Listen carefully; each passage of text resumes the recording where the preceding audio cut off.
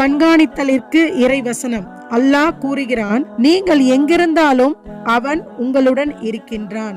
நிச்சயமாக அல்லாஹ் அவனுக்கும் வானத்திலும் பூமியிலும் உள்ள எப்பொருளும் மறைந்ததில்லை. நிச்சயமாக உன் இரட்சகன் அடியாரின் ஒவ்வொரு செயலையும் கண்காணித்துக் கொண்டிருக்கின்றான்.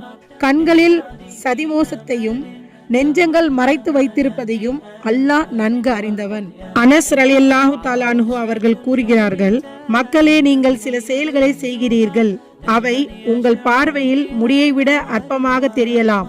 ஆனால் நபி ஸல்லல்லாஹு அலைஹி வஸல்லம் அவர்கள் கூறுகிறார்கள், அவர்கள் காலத்தில் நாங்கள் அதை மக்கள் அழிவில் ஆழ்த்தக்கூடிய பெரும் ஆபத்தாகவே கருதினோம். இன்னும் அபூ தர்தா ரலியல்லாஹு தஆலா அன்ஹு, முஆத் பின் ஜபல் ரலியல்லாஹு தஆலா அன்ஹு ஆகியோர் அறிவிக்கிறார்கள், ரசூல் ஸல்லல்லாஹு அலைஹி வஸல்லம் அவர்கள் கூறினார்கள், நீர் எங்கிருப்பினும் அல்லாஹ்வை பயந்து கொள். தீமையை செய்துவிட்டால் அதை தொடர்ந்து நன்மையை செய்துவிடு. அந்த நன்மை தீமையை அழித்துவிடும். மக்களிடம் நற்குணத்துடன் பழகுவீராக.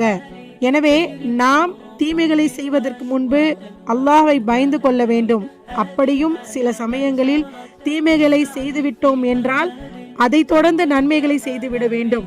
முடிந்தவரை தீமைகள் செய்யாமல் நன்மைகள் மட்டுமே செய்வதற்கு அல்லாஹ் நம் அனைவருக்கும் நன்மையை நாடுவனாக. இன்ஷா அல்லாஹ். அஸ்ஸலாமு அலைக்கும் ரஹ்மத்துல்லாஹி வ பரகாத்துஹு.